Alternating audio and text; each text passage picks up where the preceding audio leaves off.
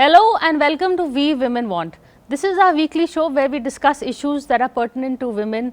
We raise issues like body shaming, like we discuss laws that help women and of course laws that don't.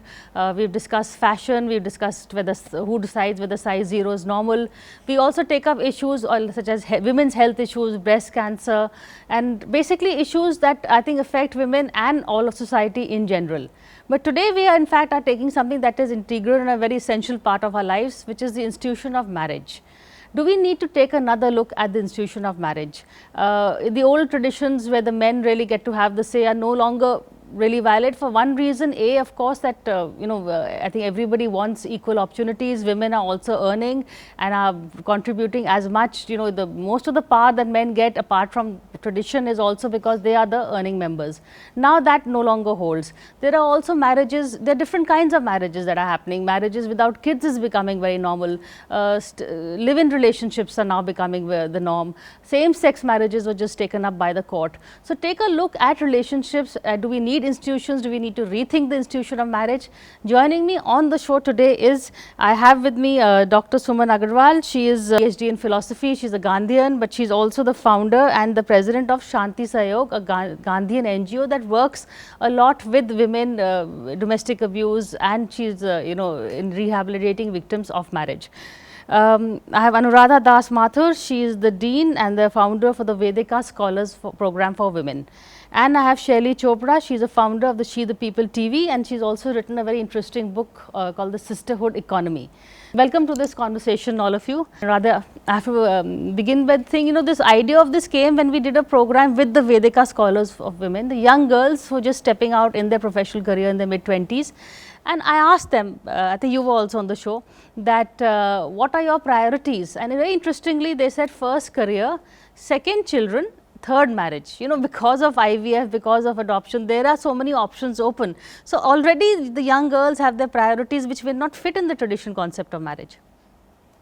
Yeah, it's, I get all our ideas from being around lots and lots of young people, and it is fascinating to see how it's changing. And Priya, there's so much stuff that is coming from research, from experiences of other countries, the Nordic countries that tell you what equality can look like, Japan, where women have just completely rejected marriage over the last decade because of how oppressive it can be in a certain context. And I think as women are becoming better educated, more aware, a little more confident, we are very far from this being the norm. But I think there are sections that are going to be trailblazers that are now willing to rethink everything that doesn't make them feel equal. And just yesterday I was with this group and they said, Anuradha, what do you think about feminism? And I said, listen, all we want is for people to be at the same starting point, which is at least believe we are equal in every way. And then how that equality manifests itself, whether in a marriage, whether in parenting, whether in your job, is a very personal journey. But I'm as excited by you when I hear these new, these very new responses to traditional old institutions. That is true. But Shaili, you've also been, I read your book also, and you've been writing and speaking a lot on these issues. So do you, the premise of the show, do you agree with it, and what do you have to say about the, relooking at the institution of marriage? So I truly believe that marriage as an institution in the next few decades is going to get completely disintegrated in the form that we know. And I think that's a great thing. In fact, you mentioned my book. There's a full chapter dedicated on how marriage is pretty much the milestone for which girls are raised and how they are, pushed to constantly achieve the idea of marriage. And then post-marriage, it's about achieving a status as a married woman or being the right mother. I think there's way too much of a construct which today says this is how women need to be and this is how they need to pass their journey and this is where they will get if they are in the right kind of marriage and the society sees that they've had a successful marriage. I think the concept of a successful marriage, that term is so flawed, right? What is success to someone doesn't have to be success to another one. So I think in its traditional form, there are many good reasons for marriage to disintegrate. Now, I do find it, yes, okay. I really think it, the thought, fundamentally, why should human beings have to live with one person for the rest of their lives? The new generation is saying this just seems unfair. There is one life. I should make choices that I need to make, right? On the other hand, I do have friends, who are fighting in court for same-sex marriage, and I'm thinking, you know, you guys want marriage. A lot of people who have had heterosexual marriages want to get out of it and don't want that institution to bind them. कहते हैं ना शादी का लड्डू जो खाता है वो पछताता है जो नहीं खाता है. So that has many elements to it. Like one part of this laddu is a lot to do with financial dependence. Right. You know, marriage in India has happened because बच्चे आप कुछ कर तो रहे नहीं हो. You've not managed to become a dentist after studying your BDA. शादी कर लो, सब कुछ ठीक हो जाएगा. It's like, you know, if you couldn't do anything, marriage is an option that you must exercise. You know, I think that if it changes the way we look at marriage, we will change our education thinking. So many women in India are doing double PhD, not because they want to. That's a good way to push marriage. And there's an entire research quoted in my book exactly talking about this. So it tells you that marriage has instilled fear. It's got people to rethink the idea of why they exist today. And it's forced some of them to opt for it because what else am I going to do with my life? You know? But it's the women, Sumanji, you also, you know, I also want you to speak from another generation perspective. आपने तो देखा है कि women का, it was expected कि अगर शादी नहीं हुई तो फिर कुछ गड़बड़ है. You know, and also you've seen the shadis that are not working. आपके पास जो औरतें आती हैं, women आती हैं, they are the, you've seen the seamy side of marriage also. Well, I'd like to take this discussion a little maybe I'll play the devil's advocate here and little bit absolutely opposite to what Shelley said, because I would like you to take you back to how the institution of marriage, I'm talking from a Hindu perspective and an Indian perspective, since we are living in India and well, we are Hindus, whatever that means. I think for that we have to look up Shashi Tharoor, who is very good at saying that. Yes. So I think marriage was supposed to be a grihast ashram, and as you know, in the traditional way, there are 4 ashrams one passes through: the Brahmacharya ashram, the grihast ashram, then Vanarprasth and Sannyas. So this grihast ashram was supposed to be a very, it's beautifully put in the Manusmriti also, that how as all the rivers end up in the ocean, so all people from all walks of life come and get refuge in the grihast ashram.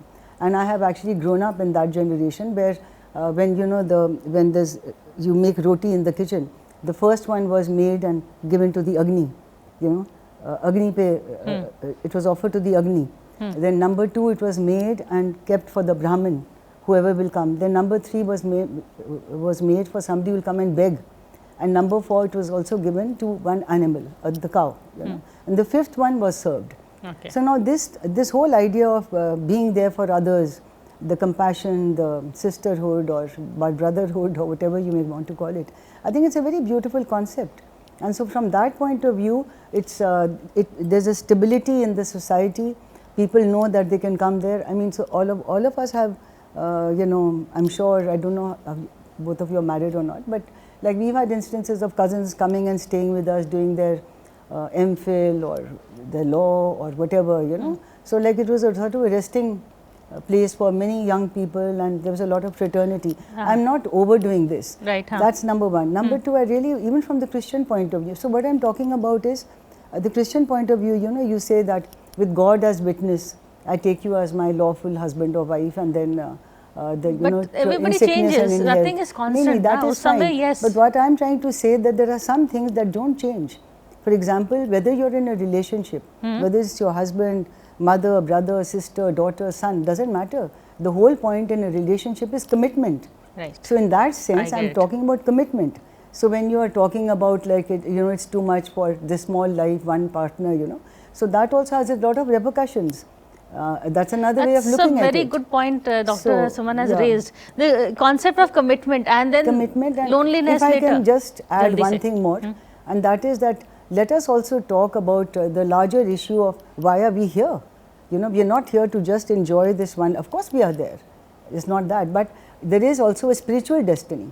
Like you have a worldly, and that's for everyone. That, would it be in a spiritual destination can be found outside marriage also? That's okay, but I'm just trying to tell you that all the purusharths or whatever, you know, we're talking in that context. So there also calm was a very important concept, but it had to be under the thing of dharma, you know.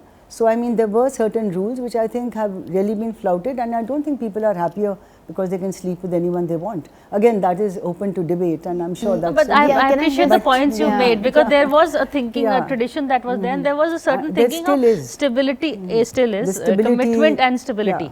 You know, I think that, I mean, while there Are is we overselling you know, and I independence? think while there is, no, I think I'm there not saying I'm dependence. asking Radhi, not no, are we dependence. overselling independence at the cost of stability? See, I feel like I don't think the four of us here can sit and decide whether marriage should be redefined same. or not redefined, whether it is But we good can or have a bad. conversation. Yeah, but I feel like the really big thing that you're doing, Priya, is giving space for an alternative to exist. And I feel that for years of the way this construct has been dictated, in some ways much more to women than men, I think it's time for women's agency, for them to be able to express and live a choice. So you don't have to get born and then believe that if you don't get married, there is, like, you failed. That is, it is such an important goalpost in your life. I think what energizes me and excites me is that today's 25, 26, 27-year-olds, even though is, you know, in some ways influenced by the social construct, and it's not like marriage doesn't exist in their radar, they are not as consumed by its presence or absence like previous generations. So they are being able to think, do I want it, do I not want it, do I want kids, do I not want kids. I think they are at an interesting point where they are saying we definitely want a career. And as you know, this program that I run, you know, we've had 500-600 girls go through the program now. They come because they want life. If they have a working mother, then they want her life, which is why they want this program that will equip them for a career.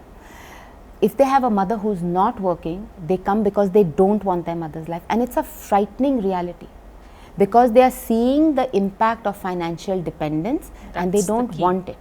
So I think agency with that, and you know, you were saying I am single, and when people ask me about, and I was married for a long time, I keep saying that a really great marriage, I think, is better than pretty much any other way to live.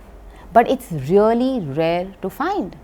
And I would then say that happy singledom is, I would pick that over a not great marriage. Yeah, absolutely. That's all. But I think And we have that I choice think to stability and commitment. Can I To come in connect here? the two After. to the idea, to connect stability and commitment to marriage, I think that's hugely problematic. To start with, what is stability? You know, it's like what was asked to Sania Mirza, when are you going to get settled? She's like, I'm settled. I made my money. I know my sport. I play my game. I'm the face of myself, right? And I think pretty much all of us can say that about ourselves, right? So have I got stability? Absolutely. Do I have financial independence? I strived for it and I got it, right? Did marriage define that for me? Absolutely not. Commitment. Commitment is part of every relationship. Why does it have to be so sort of sacrosanct for marriage necessarily, right? I think lots of people are very happy just being partners for the rest of their lives without necessarily getting into an institution of marriage. Now, I'll give you the flip side of it. You ask women who've been married for a long time and they're like, you know what? Marriage has subsumed me so much. I don't have my own bank account because I live off joint bank accounts. Every time I have to ask my husband for the one-time password, OTP, and then I have to do my transaction. Somebody walks in and I go do a transaction, somebody else gets an alert. This is not called commitment. I think the way we've talked about commitment is this sense that, you know, you need to know everything about me. You need to have the full sort of lowdown on what's in my phone.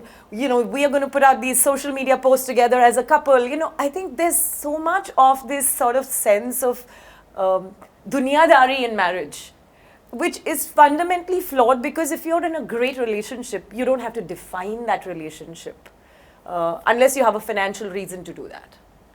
Yeah, I get your point, but I also agree with a little bit of what Dr. Suman is then saying. Yes, let me it's yes, also you come can, in but may here. I also Yeah, speak yeah, as mine? sure.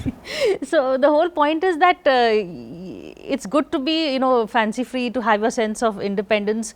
If you can get it within the marriage institution, then what Radhi is saying works. Because अब वो जो पुराना system था, that women जो दबी हुई हैं, वो अब they also want to speak. Women now want a voice, and if men are ready to give them that voice, whether they're earning or not, they're okay. Well, here I think I must clear many delusions or illusions. Number one, what you are saying does not hold, it's not a universal phenomena. You are generalizing to a very great extent. Maybe we are 1 billion people here. Maybe you are generalizing for the educated urban class or whatever. And of course, I fully understand where you are coming from. And I myself, I'm married and in a marriage, and this has never happened to me that I've had to be dependent on my husband for a bank account. I have, in fact, he has put me as a second person in all his FDs. I haven't. I have a separate bank account, everything else. I'm totally independent. I have my own car. But if you were not working. No, 1 minute. One more thing I want to just say here that I have seen. I'm older than you. I've seen the institution of marriage very close. I've seen my nani, my dadi, my bhua, and they were okay. They were financially dependent, but not at all dependent on anyone. In fact, they held the purse strings. I've seen my nana come and give his entire packet to the Lakshmi of the house. So this thing has deteriorated. So ऐसा बिल्कुल नहीं है कि there was oppression, etc. And they lived with she then gave him pocket money for whatever. Yeah, I've seen this. And not only that, so I mean, so there is not this thing about, that is not the way it was supposed to be. Of course, it denigrated and people became materialistic and all that.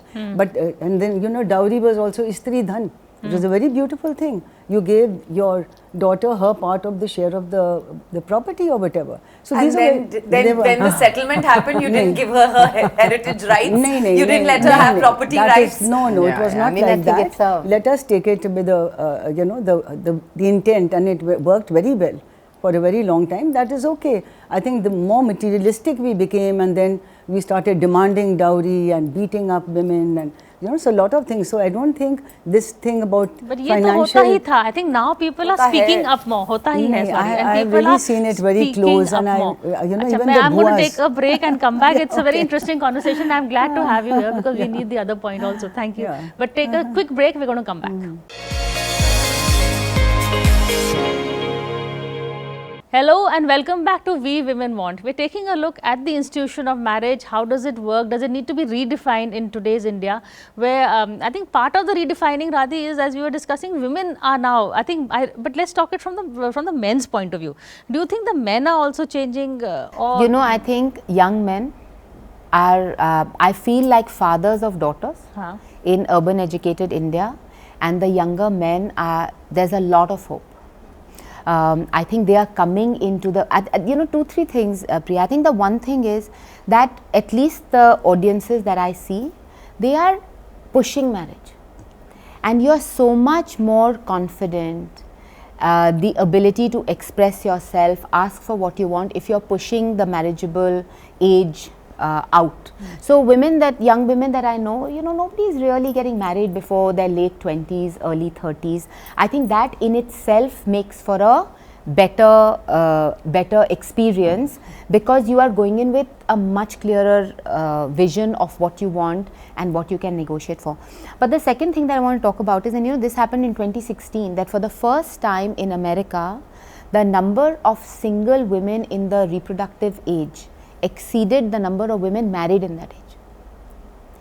And what it is doing, you're talking about the economy, from one car, because 2 people were together at 24, bought 1 car, today there are 2 cars, 2 fridges, 2 houses, 2 everything else. So I think there is a agency that the women are getting because they have purchasing power. Yeah. Right? So I know that ma'am is saying, and I have the same kind of nana nani, but I think they were not the norm. They were the exception, and they were great lives. But even that life, when I learned how to use the gender lens, I know that was beautiful, benevolent sexism. Yes. Right? It was not equality. Absolutely. So I think those things exist, and we have grown up. I think the 3 of us are sort of similar time of growing up in India, where the divide between having a brother or a father or a boyfriend who was so concerned about you that they will pick you up, drop you, whatever. There was a bunch of women who felt that is what showed love, and there was another bunch that felt claustrophobic. Yeah, right? Because it's a very interesting way to control, but that's what benevolent sexism looks like, and that's the hardest thing to fight. So that's a nice concept. That's the other thing I want to talk to you. What Dr. Suman also mentioned, the family as a unit. There were pros and cons. Now it is, if you're single, then my mother is my concern, your mother is your concern. So that thing of taking for granted that we will look after the whole, we are there for each other and our extended families, that is missing. So I really think, see, again, it's about how we've perceived it and how we've glorified it. What was a family unit? The girl gets married, then she leaves her family and she becomes part of the other family. That is the only unit we cared about. You ask most women, you know, going back to their own mother was like, oh, she's going back to her own mother, now please time to go back to your own family, right? That basically meant that for most women in the generation before us, their family was their husband's family. And their parents and their in-laws made it amply clear. So I think today what is happening with the change in mindset, like I have lots of friends who have documented from the age of 20 to 50, single women or those who've chosen to just be single because they wanted to look after their mums, their own mums. They made this choice. Why? Because they're financially independent. They're like, I actually want to look after my mother. I don't necessarily feel the need to become a part of some ghar ghar ki kahani because that's how the society wants me to be. So I think the idea of a family unit and this large happy Indian family, thanks to Suraj Bajratia that we've seen on television, there are so many things in there that are wrong, and we don't ever celebrate a woman or a guy making a choice of staying with their own family and celebrating their own family without necessarily going to the in-law side. So fundamentally, this unit that's been glorified has had its issues. Now, if you look at just individuals, I know so many people who are happy with their children because they are happily separated or they're happily married. I don't think the question is whether people can find happiness in marriage or not. Absolutely they can.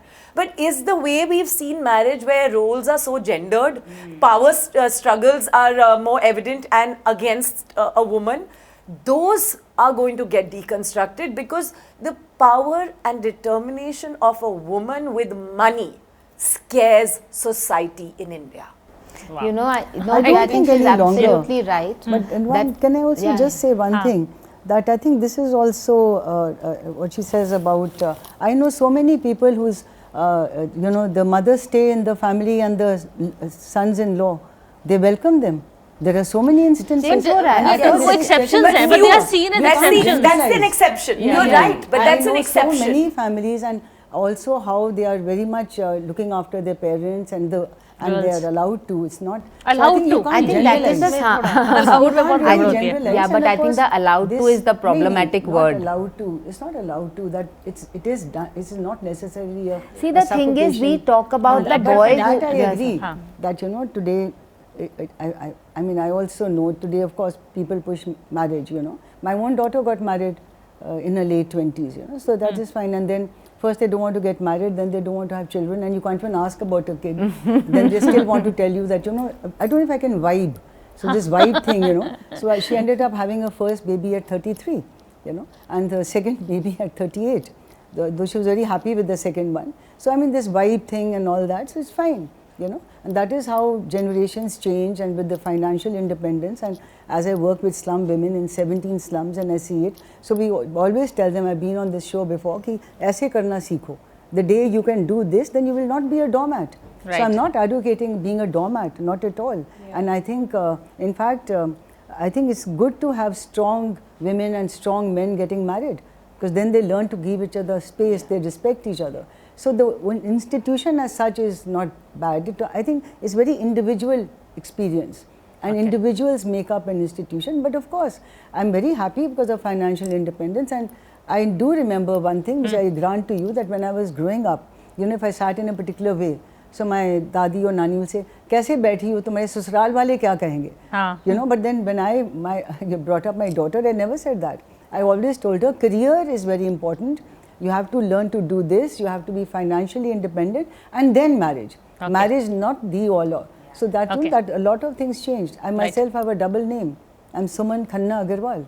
I refuse to give up my, you know. So I think that there are pros and cons. These are the little things which are so there are a lot of pros and cons. You can't generalize. Like is, as you said, I think earlier, marriages, if everybody is given the equal opportunity, is the best institution or not?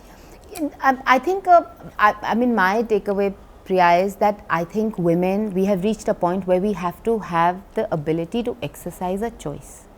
The choice to marry or not marry, the choice to have kids or not have kids, and within a marriage, you know, a sense of equality that you have the ability to exercise or not on. And this assumption that, you know, I mean, I do feel that this, what Shelly also said, that life expectancy has gone from 45 to 80 or 75, right? I think that sense of what was forever has changed. So I also feel that some amount of lightheartedness around more serious institutions is important. Okay. Whether it is parenting, whether it is marriages, whatever, because we can scare ourselves with, oh my God, do I want this forever? And then say no. And I think that's also losing out on an experience. Okay. So, there's nothing just the wrong in freezing eggs and stuff. confidence That's okay. to exercise Nothing wrong your in choice. freezing A lot of Exactly. people freeze their eggs and whatever. That is okay, fine, why not, you know? And I think we need to give the final word to the woman. Or, you know, I mean, I suppose even to men, but men have always had the final word. So I really think it's time for us to make enormous amount of space for women to make choices about the relationships. You know, it's hard. And while we're discussing this in the studio, we're a very, very, very tiny percentage of people. You just walk out of, walk out up 200 meters from here and you'll see, you know, लड़की हाँ बस हो गई 15 साल की अभी शादी करा दो, right? We can keep talking about our sense of privilege and other the problem, but this problem is very much so where the genesis of mindset change could happen, but it won't happen because we are so used to reminding them that they need to get dolled up and be put into a palki and sent off because women are sent off, right? We don't want to celebrate them as like people who can become, you know, laborers, or they will be on construction site. A man who thinks like that in the slum that Auntie was talking about will stop having 10 children until the boy comes, because they just don't think like that, right? But I like what... And I must also tell you that I've been a professor in Delhi University for 43 years I have taught. I'm retired now, and mindsets have changed, and even the girls, you know, in fact my first lecture in my classes used to always be कि ऐसे करना सीखो.